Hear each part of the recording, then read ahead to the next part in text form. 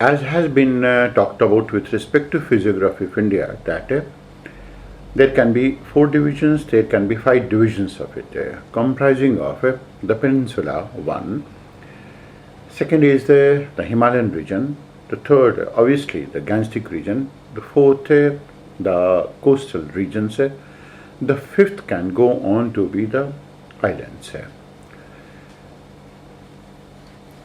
Islands are significant because every 2 or 3 years, 1 or 2 questions are asked from these islands. Islands are significant because there is an increasing emphasis by the Government of India to develop these islands. Islands are significant because of the intrusion of the Chinese into Indian Ocean. Islands are significant because China has acquired the capability to control all of these Indian islands. Islands are significant because India is mulling over this idea how to develop these islands. What are the type of paradigms that India can go to develop for the purpose of taking these islands a bit forward. Islands are significant because islands are of many types in India. Islands are significant all in all because islands will keep on being in news for one or the other regions. That is the significance of islands. There are many types of islands occurring around the mainland. Depositional islands, extension of land, deltaic islands, coral islands, volcanic islands, and even man-made islands. The deltaic islands have been found by the outward building of the delta by near-shore deposition of river-borne sediments aided by wave deposition, meaning that islands that are going to be found near to the delta have been built by 2 factors. That is, the amount of sediments that have been carried out into the sea and how much has been the onslaught of the wave deposition towards it. There are few islands of the east coast, all of which have depositional features. That is, on the mouth of the Dhamra river, north of Mahanadi Delta, on the mouth of the Chilika Lake, and numerous islands on the mouth of the Ganges. In contrast, practically all along the west coast are numerous small islands, generally rocky, reflecting the lithology of the nearby shore. In the Kambat area on the estuary of the Narmada occur some depositional islands, the largest of which is a 16-kilometer long island known as Aliabet.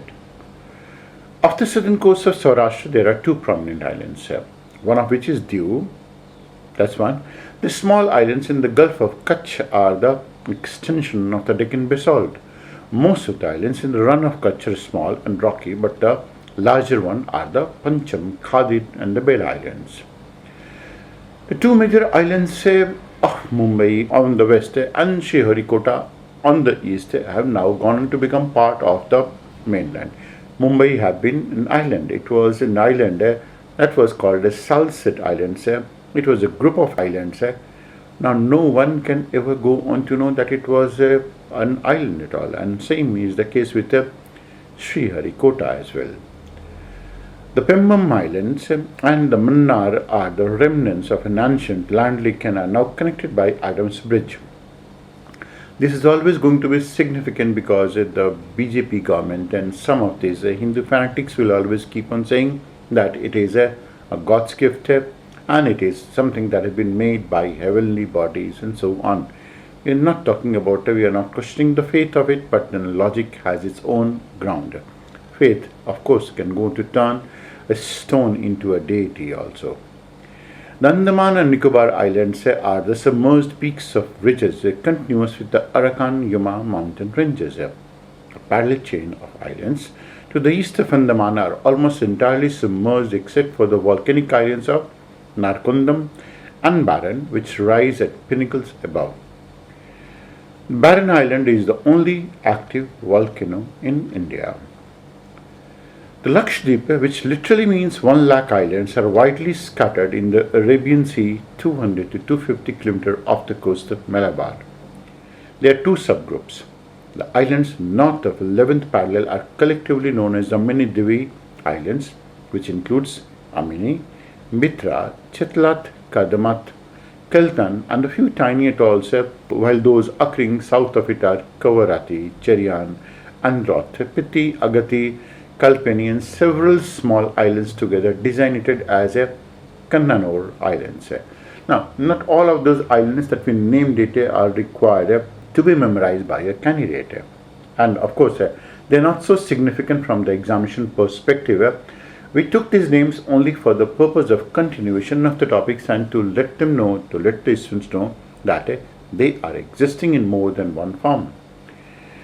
Minicoy is an isolated island 250 kilometers south of Kavarati. There are two major island groups in India. The island groups of Bay of Bengal, Andaman and Nicobar Islands, and the island groups of Arabian Sea, that is Lakshadweep and Minicoy Islands. This is something that is seen and observable on your screen. The Andaman and Nicobar Islands are also called as Emerald Islands. The most visible feature of the alignment of these islands is the narrow longitudinal extent. Of course, it has to be because they are island arcs of sorts. These islands extend from the landformed islands in the north, and this point is significant because this is what exactly the examiners will go on to ask you. So from the landfall islands in the north to the Indira Point, which is formerly called by the name of Pygmalion Point and Passes Point, that is going to be towards south. The Andaman and the Nicobar Islands have a geological affinity because they formed longer in the same time as with the Himalayas, and they form a part of the southern loop continuing southern from the Arakan Yuma mountains, which extends itself from the syntaxial bend of the Himalayas. We're going to discuss that part of the Himalayas. The entire group of islands is divided into two broad categories, the Andamans in the north and the Nicobar in the south. They are separated by a water body which is called as 10-degree channel. The Andaman Islands are further divided into two groups and these two groups are again subdivided.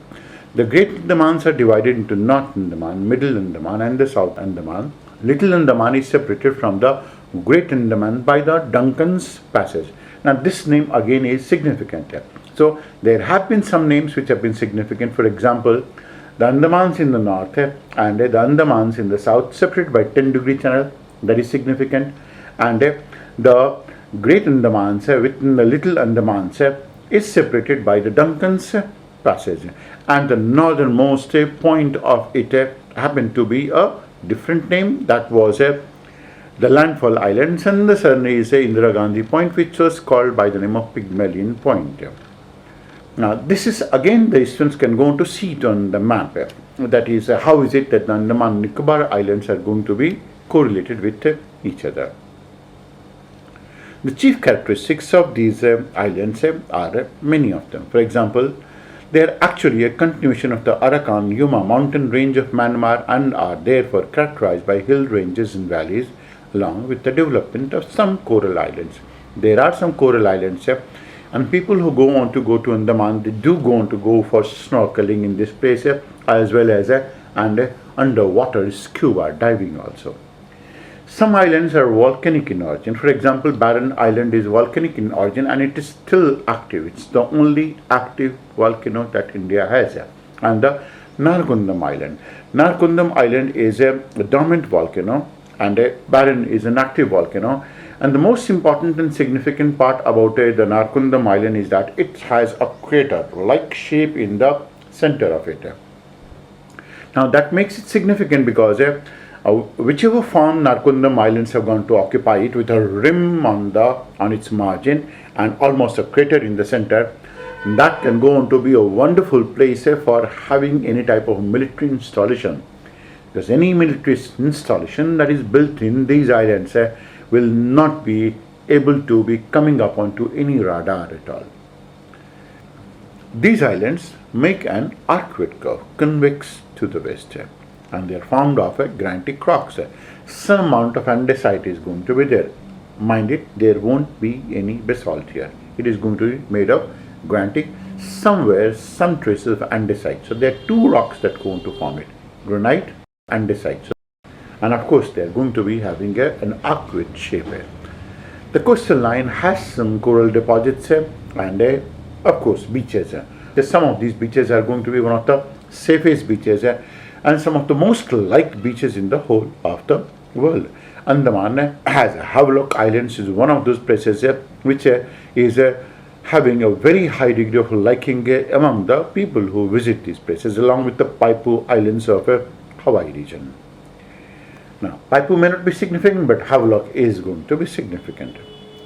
These islands do going to be having a tropical type of a condition and a tropical climate throughout the whole of the year. The Saddle Peak, that is north of Andaman, is the highest peak of these islands, and of course that must have been found because of volcanic eruption. The Great Nicobar is the largest island in the Nicobar group and the southernmost island, which is just 147 kilometers away from Sumatra Islands of Indonesia. That means India's nearest maritime neighbor can go on to be Indonesia as well. Of course, historically, Indonesia has been part of it and it extended up till Bali Islands during one of these historical periods. And of course, Chol was where one of those people who used to be one of these biggest rulers, having temples in Bali, having temples in, can one imagine, Lebanon as well. The second group of island is Lakshadweep Island. Lakshadweep Islands were earlier known as Laccadives, Minicoy and Amindivi Islands. These are scattered in the Arabian Sea, and these islands are located at a distance of 280 kilometers to 480 kilometers off the Kerala coast. And of course, the Kerala government and the Indian government now organizes a cruise all the way to Lakshadweep Islands. The entire island group is built of coral deposits. That means it goes on to be having an atoll, it goes on to be having a fringing reef, and it will also go on to have a barrier reef. Now, that goes on to make it again different. Andaman and Nicobar will only go on to have fringing reef. I repeat it. Andaman and Nicobar will only go on to have fringing reef, while Lakshadweep will go on to have a fringing barrier as well as atoll. Most of these are going to be atolls, and that is why the number of islands in Lakshadweep is going to be very, very, very high, and consequently the name Lakshadweep, that means 1 lakh islands. That's the meaning of this name. The important islands here go on to be Amindivi and Kananur Islands in the north, Minicoy, that is going to be lying to the south of the 9-degree channel, and it is going to be the largest island in the whole of the region. The whole of Lakshadweep consists of approximately 36 islands, out of which only 11 are habitated. These islands in general have a north-south orientation. Only one of these islands, Androth, has an east-west orientation. Now, that again goes on to be a question. Which is the only island group that goes on to be having an east-west orientation rather than a north-south orientation? The whole of Lakshadweep has a north-south orientation. Only one, Androth, has an east-west orientation. And that is where the questions are likely to be asked. These islands are never above 5 meters above the sea level. So you can imagine if there is a tsunami, what can happen to these islands, and they have been affected. Any tsunami will go on to have a general height of water 20-25 meters also, and then the whole of the islands are likely to be completely wiped out. These islands have calcium-rich soils, organic limestones, and a scattered vegetation of palm species. Calcium soils largely because of this fact that it is made on limestone. It is made of coral reef. It is coral reef that go to make this part. One typical feature of these islands is the formation of a concentric reef in the east and a lagoon in the west. Everywhere it is going to be in the same manner, and the eastern board everywhere is going to be steeper. The islands of this archipelago means island group. It's an island group. Have storm beaches consisting of beaches are going to be made of storm beaches. That means there are several types of beaches. One of them is storm beaches, another is a bathing beach, another is going to be a sand beach. Sand beaches are different from storm beaches because in sand beaches it will be only storm, and while on storm beaches there will be unconsolidated pebbles, shingles, cobbles and boulders, and they are going to be on the eastern side, eastern seaboard of it. These islands form the smallest union territory of India. So these are the two group of islands that are going to be found in the sea. Other than these mentioned islands, there are two major group of islands. One of them is Majuli. Majuli is in Assam and it is the world's largest freshwater island. It is also India's first island district. That means an island that is going to be completely a district. Second is the Salsette Island, that is India's most populous island, that is Mumbai. And Mumbai city is located on this island. Mumbai at one point of a time used to be a group of 7 to 8 islands. Now all of these islands and the intervening spaces have been completely reclaimed. Imagine the people, they have made this beautiful city a concrete jungle. Is this what civilization that we're going to call it? The third is Sriharikota. It's a barrier island. On this island is located the satellite launching station of ISRO. Then fourth is Aliabet, that is going to be offshore oil well site that is in Gujarat, some offshore region Bhavnagar and the Gulf of Kambat. The New Moor Islands, that is going to be in the Ganga Delta. At the mouth of it is also known as Purvasha Island. It is an island in the Sundarban Deltaic region and was the bone of contention between India and Bangladesh for some amount of time. In 2010, it was reported to have been completely submerged by the rising water, maybe, or India sank it because it went on to fear Bangladeshis. And some of these fanatics of the so-called global warming will go to call it that it sank because of global warming. It cannot be. So, 6 is the Pamban Islands that lying between India and Sri Lanka. One of them is Zabul Kalam Islands. That's the 7th one, that is going to be the Wheeler Islands near the Odishan coast, and it was named in 2015. It is a missile launching station in the Bay of Bengal, and the first successful land-to-land test of Prithvi missile was conducted from the mainland. It landed on the inhabited Wheeler Islands. The last of it can go on to be St. Mary's Island of Karnataka, of Karwar. Now that is a land island, and it is unique in the sense, unique and exceptional in the sense, only the third of this type of an island anywhere. It's not part of Andaman, it's not part of Lakshadweep, but one of these islands that off the coast of Karwar, which has a columnar basalt, that means basalt rising in the form of pillars. This is a geological heritage. We should have conserved that. We are not. But that's what we are all about. That was the group of islands of India, and that's the 5th physiographic division of India.